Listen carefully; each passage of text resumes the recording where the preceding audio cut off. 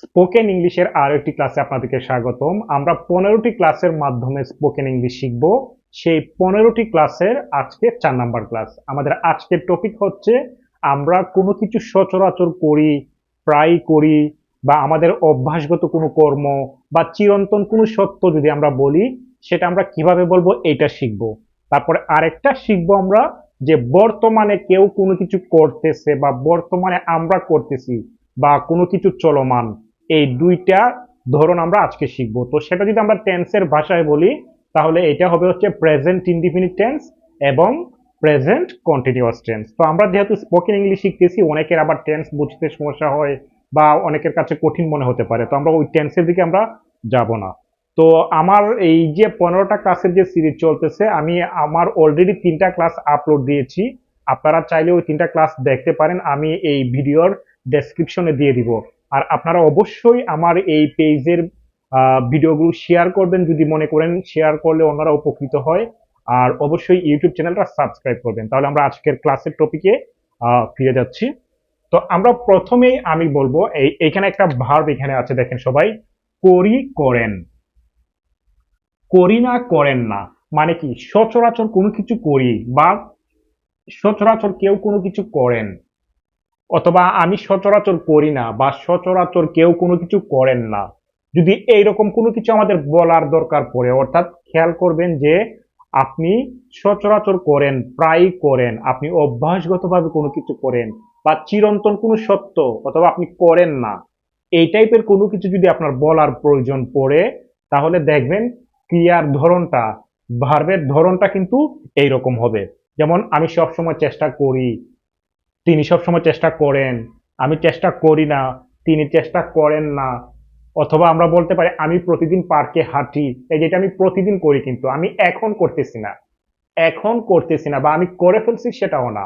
আমি সচরাচর করি, প্রতিদিন করি, অভ্যাসগতভাবে কোনো কিছু করি।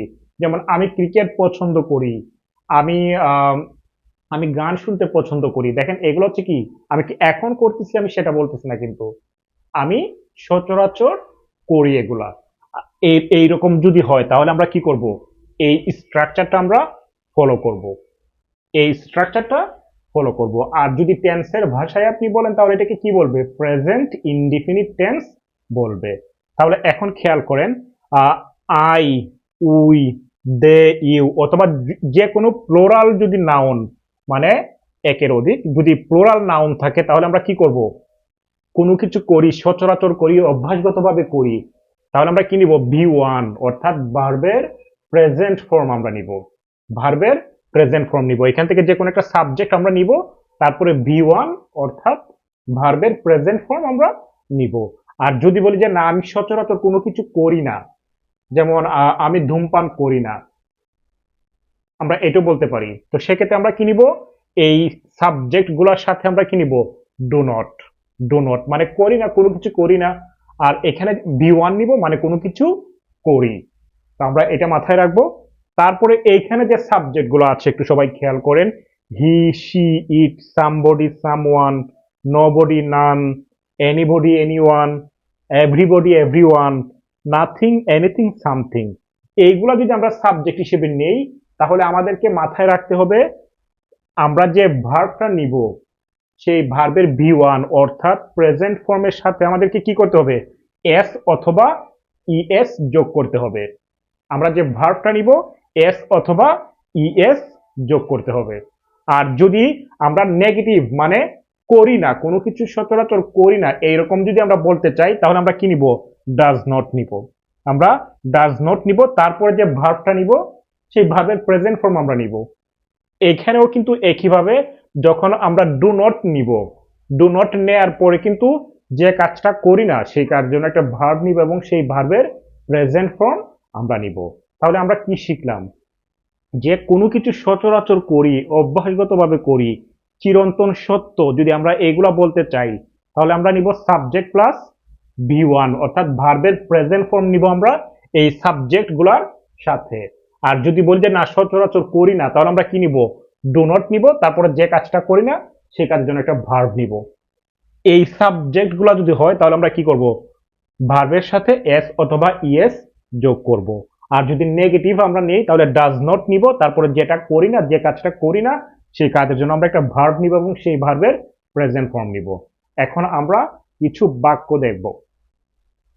এখন আমরা এই বাক্যগুলো ইংরেজিতে লেখার চেষ্টা করব। আমরা একটু আগে যে নিয়মগুলো আমরা দেখলাম সেই অনুযায়ী এগুলার ইংরেজিতে অনুবাদ করব।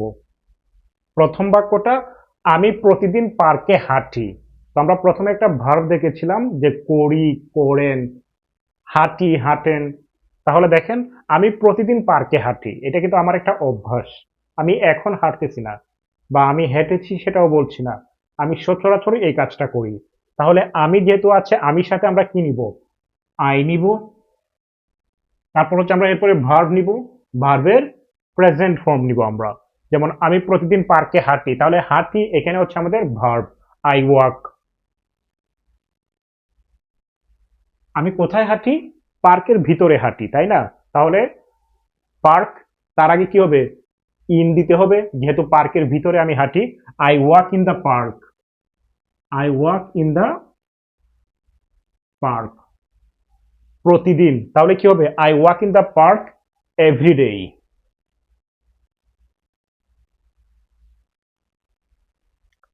I walk in the park every day. সূর্য পূর্ব দিকে উদিত হয়, তাহলে এটা কি? এটা একটা চিরন্তন সত্য। যদি চিরন্তন সত্য হয় তাহলে কি? আগের মতোই আমরা এই প্রেজেন্ট ইনডিফিনিট বা যে স্ট্রাকচারটা আমরা একটু আগে দেখেছিলাম আমরা সেটাই ফলো করব।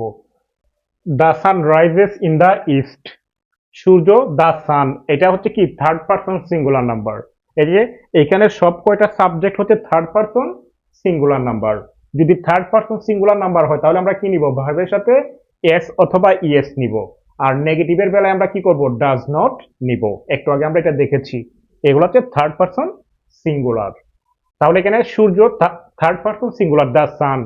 উদিত হওয়া আমরা কি বলবো? রাইজেস, রাইজ, কিন্তু সাবজেক্ট থার্ড পারসন সিঙ্গুলার হওয়াতে আমরা এখানে কি দিলাম? এস দিলাম।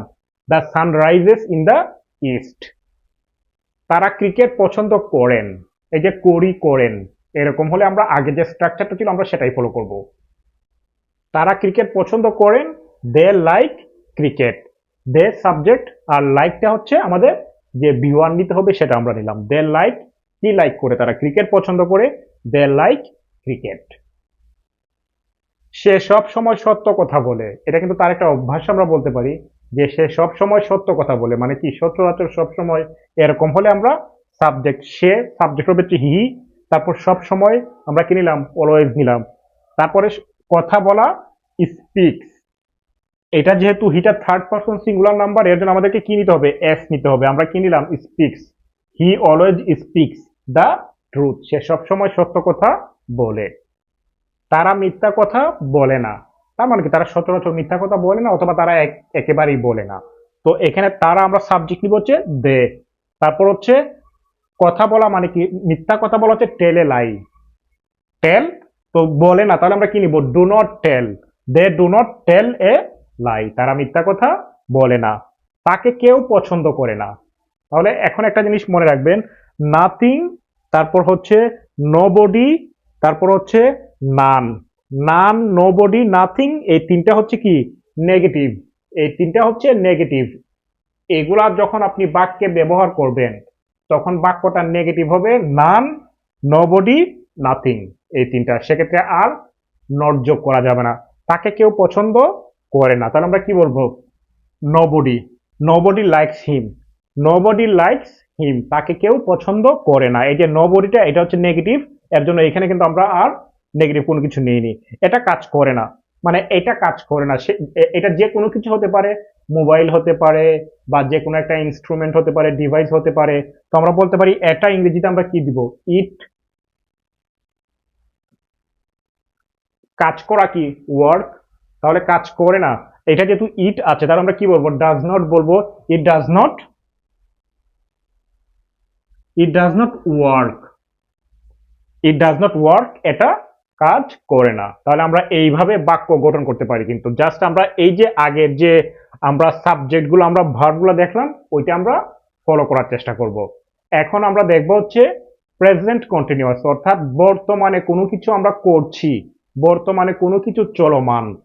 এটার জন্য আমরা এখন যে স্ট্রাকচারটা, তারপর বাক্য গঠন করব। যদি আমরা বর্তমানে কোনো কিছু করি, বর্তমানে কোনো কিছু আমরা করতেছি চলমান, অথবা বর্তমানে কোনো কিছু আমি করছি না, এরকমটা যদি আমাদের বলতে হয়, আমি এখানে একটা ভার্ব লিখেছি, সবাই খেয়াল করেন। করছি, করতেছি, করতেছেন, করছি না, করতেছেন না, করতেছি না। যদি এরকম বলার দরকার পড়ে আমাদের, মানে ক্রিয়ার ধরনটা যদি এরকম হয়, তো আমরা যেটা বললাম যে বর্তমানে চলমান অথবা বর্তমানে চলমান না, যদি এরকমটা বলি তাহলে ক্রিয়ার ধরনটা কিন্তু এরকম হবে। করছি, করতেছি, করতেছেন, করছি না, করতেছেন না, বা করতেছি না। যদি এরকমটা যদি আমাদের বলার প্রয়োজন পড়ে, তাহলে আমরা কিন্তু এই স্ট্রাকচারটা আমরা ফলো করব। যেমন আয়ের সাথে এম অথবা এম নট, তারপর হচ্ছে ভি ওয়ানের সাথে আমরা আইএনজি, মানে ভার্বের প্রেজেন্ট ফর্মের সাথে আমরা আইএনজি নিব। আই এম, তারপর যদি আমরা এখানে একটা ভার্ব নেই, আমরা একটা ভার্ব আমরা আমরা এখানে একটা প্লে, আমরা ভার্বটা নিতে পারি। আমরা প্লে, এই ভার্বটা দিয়ে আমরা বাক্য গঠন করব। যেমন আই এম, তারপর প্লে, ভি ওয়ানের সাথে আইএনজি, আই এম প্লেইং, মানে কি আমি খেলতেছি। যদি বলি যে আমি খেলতেছি না, আই এম নট প্লেইং, আমি খেলতেছি না।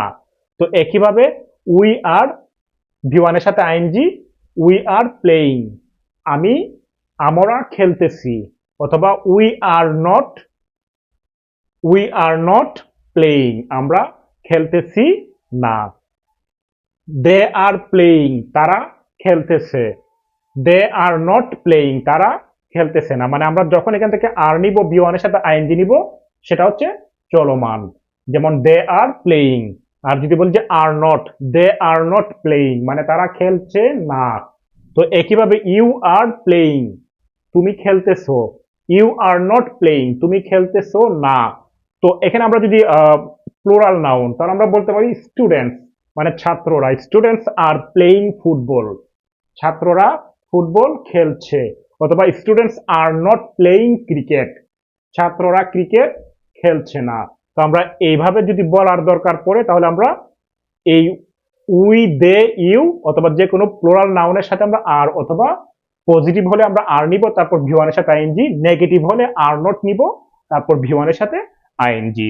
এখন যদি সাবজেক্ট যদি এইগুলো হয়, অর্থাৎ থার্ড পারসন সিঙ্গুলার নাম্বার হয়, হি, শি, ইট, সামবডি, সামওয়ান, যদি এইগুলা যদি সাবজেক্ট হিসেবে বসে, তাহলে আমাদের প্রত্যেকটার জন্য ইজ, যদি পজিটিভ হয় তাহলে ইজ নিব, তারপর ভি ওয়ানের সাথে আইএনজি, অর্থাৎ ভার্বের প্রেজেন্ট ফর্মের সাথে আমরা আইএনজি যোগ করব। আর যদি নেগেটিভ হয়, মানে কেউ কোনো কিছু করছে না, যদি এরকম হয়, তাহলে আমরা ইজ নট নিব, তারপর ভি ওয়ানের সাথে আইএনজি নিব। যেমন যদি বল যে সে সে ক্রিকেট খেলছে, তাহলে আমরা কি বলবো? He is playing cricket. যদি বল যে সে ক্রিকেট খেলছে না, তাহলে কি হবে?